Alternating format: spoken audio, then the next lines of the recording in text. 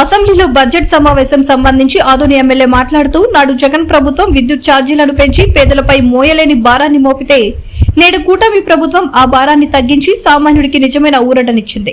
ఆర్థికంగా రాష్ట్రం కష్టాల్లో ఉన్నా సరే పేదవాడి జేబుకు చిల్లు పడకూడదనే సంకల్పంతో ఈ చారిత్రక నిర్ణయం తీసుకున్నాం. కరెంటు బిల్లులతో ప్రజలను భయపెట్టిన చీకటి రోజులు ముగిశాయి. నాణ్యమైన విద్యుత్ అందిస్తూనే ధరలు తగ్గించిన ఘనత మన ప్రభుత్వానిదే. ఇచ్చిన మాట ప్రకారం విద్యుత్ ఛార్జీలు తగ్గించి కూటమి ప్రభుత్వం ప్రజల పక్షపాతి అని అసెంబ్లీ సాక్షిగా నిరూపించుకున్నాం. ఆదోని ప్రజల ఆకాంక్షలకు అనుగుణంగా పేదల ఇళ్లలో వెలుగు నింపడమే లక్ష్యంగా మా పాలన కొనసాగుతోందని హర్షం వ్యక్తం చేసిన MLA Parthasarathi. Doctor PV Parthasarathi గారు. ధన్యవాదాలు అధ్యక్ష. ఈరోజు విద్యుత్ శాఖ మీద ప్రవేశపెట్టినటువంటి బడ్జెట్ డిమాండ్ మీద మాట్లాడే అవకాశం కల్పించినందుకు మీకు ధన్యవాదాలు తెలియజేస్తా ఉన్నాను. 2026-27 విద్యుత్ శాఖకు సంబంధించినటువంటి కేటాయింపులు 13,934 కోట్ల అధ్యక్ష. ఇది గత సంవత్సరం కంటే 334 కోట్లు అధికంగా కేటాయించడాన్ని నేను స్వాగతిస్తున్నాను అధ్యక్ష. ఈ సందర్భంగా గతంలో విద్యుత్ శాఖలో జరిగినటువంటి కొన్ని వాస్తవాలని ప్రజలకు తెలియజేయాల్సిన అవసరం కూడా ఉంది అధ్యక్ష. 2014 సంవత్సరంలో ఆంధ్ర రాష్ట్రం ఏర్పడినప్పుడు మనకు కేటాయింపుల్లో తక్కువ రావడం వల్ల మనకు విద్యుత్ లోటు ఉండేది అధ్యక్ష. అంటే మనకు అవసరాలకు తగినంత విద్యుత్ ఉండేది కాదు. 2014 నుంచి 19 మధ్యలో కూటమి ప్రభుత్వ సందర్భంగా మనము సొంతగా విద్యుత్ తయారు చేసుకోవడం, కొన్ని పంపిణీ సంస్థలతో చేసుకున్నటువంటి ఒప్పందాల వల్ల మనకు సరిపడా విద్యుత్తును చేసుకుంటూనే మిగులు విద్యుత్తును చూపించాము అధ్యక్ష. ఇది ఒక చరిత్ర. దురదృష్టవశాత్తు 2019 సంవత్సరంలో ప్రభుత్వం మారింది అధ్యక్ష. 2019లో జగన్మోహన్ రెడ్డి గారు అధికారంలోకి రాగానే ఆయన చేసిన మొట్టమొదటి పని అప్పటిదాకా విద్యుత్ చేసుకున్నటువంటి విద్యుత్ ఒప్పందాలన్నింటినీ కూడా కక్షపూరితంగా కావాలనే గత ప్రభుత్వం చేసుకుంది నేనెందుకు కొనసాగించాలని రకరకాల ఆరోపణలు చేస్తూ దాన్ని రద్దు చేశాడు అధ్యక్ష. దాంతో పాటుగా విద్యుత్ ఉత్పత్తి ఏమన్నా తయారీలో నాణ్యత పెరిగిందా అంటే అది కూడా లేదు. దాన్ని కావాలని తగ్గించారు అధ్యక్ష. అనవసరంగా కృత్రిమంగా రాష్ట్రంలో విద్యుత్ కొరతను సృష్టించారు అధ్యక్ష. తన కమిషన్ల కోసం జగన్మోహన్ రెడ్డి గారు ఎక్కువ ధర పెట్టి బయట నుంచి విద్యుత్ కొనే పని కూడా తీసుకున్నాడు అధ్యక్ష. నార్మల్గా 5 రూపాయల యూనిట్ చొప్పున కొంటూ ఉంటే జగన్మోహన్ రెడ్డి గారి ప్రభుత్వంలో 10 రూపాయలు 12 రూపాయలు పెట్టి కూడా విద్యుత్ కొన్నారంటే ఏ రకంగా కమిషన్లు దండుకున్నారో మనం ఆశ్చర్యంగా అనిపిస్తుంది అధ్యక్ష. అలాగే ట్రాన్స్ఫార్మర్కి సంబంధించిన కుంభకోణాలు, పక్క రాష్ట్రాల్లో ట్రాన్స్ఫార్మర్ ఒక ధరకుంటే దానికి రెట్టింపు ధర పెట్టి ఆంధ్రప్రదేశ్లో కొని అక్కడ ఒక కుంభకోణాలు సృష్టించారు అధ్యక్ష. ఇవన్నీ కూడా కలిపి విపరీతమైన భారం ప్రజల మీద మోపారు అధ్యక్ష. కరెంటు బిల్లులు, సామాన్యుడు కట్టేటువంటి కరెంటు బిల్లుల్ని 5 సంవత్సరాల కాలంలో ఒకసారి 2 సార్లు కాదు అధ్యక్ష, 9 సార్లు కరెంటు బిల్లులు పెంచి ప్రజలకు తీరని భారం మోపారు అధ్యక్ష. ఇది సుమారుగా 32,000 కోట్ల రూపాయలు ఉంటుందని అంచనా చెప్పారు అధ్యక్ష. ఎన్నికలు వచ్చినాయి అధ్యక్ష. 2024 ఎన్నికల సందర్భంగా కూటమి స్పష్టమైన హామీ ఇచ్చింది అధ్యక్ష. ఇప్పటిదాకా జరిగింది సరే, ఇక 1 రూపాయి కూడా కరెంటు బిల్లు పెంచము అని హామీ ఇచ్చి స్పష్టంగా ఎన్నికలకు వెళ్ళాం. బ్రహ్మాండమైన మెజారిటీతో మనం గెలిచాం అధ్యక్ష. ఎన్నికలకు ముందు జగన్మోహన్ రెడ్డి గారి తప్పుల వల్ల ట్రూ అప్ ఛార్జీల పేరుతో 5,000 కోట్ల రూపాయలు మనము రైతుల మీద వేయాల్సి వస్తే అది కూడా వద్దని చెప్పి ప్రభుత్వమే దాన్ని భరిస్తుందని చెప్పింది కూటమి ప్రభుత్వం. రైతుల వైపు నుంచి ధన్యవాదాలు తెలుపుకుంటున్నాను అధ్యక్ష.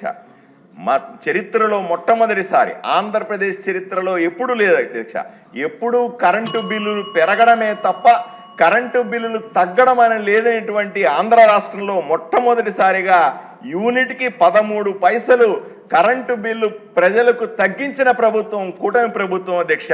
సామాన్యుడి వైపు నుంచి కూటమి ప్రభుత్వానికి ధన్యవాదాలు తెలుపుకుంటా ఉన్నాను అధ్యక్ష. జగన్మోహన్ రెడ్డి ప్రభుత్వంలో సుమారుగా 5 రూపాయల 19 పైసలు చెప్పిన ఒక యూనిట్ కొంటూ ఉంటే ఈ రోజు కూటమి ప్రభుత్వంలో 4 రూపాయల 90 పైసలు చొప్పున మనం కొంటా ఉన్నాం. దీన్ని మరింత భవిష్యత్తులో తగ్గించి కొంటాం. ఇవన్నీ కూడా ప్రజలకు ఉపయోగపడే విధంగా కరెంటు బిల్లులు తగ్గిస్తామని కూటమి ప్రభుత్వాన్ని చెప్పడాన్ని నేను హర్షిస్తా ఉన్నాను అధ్యక్ష. ఇవి కాకుండా సాధారణ కరెంటుతో పాటుగా సోలార్ కానీ, అంటే ఎండలో నుంచి కరెంటు తీయడం, గాలి మరల ద్వారా కరెంటు తీయడం అనే వాటి మీద ప్రత్యేకమైన దృష్టి పెట్టి కేంద్ర ప్రభుత్వ సహకారంతో ఈరోజు ప్రధానమంత్రి సూర్యఘర్ పథకాన్ని ప్రవేశపెట్టింది కూటమి ప్రభుత్వం అధ్యక్ష.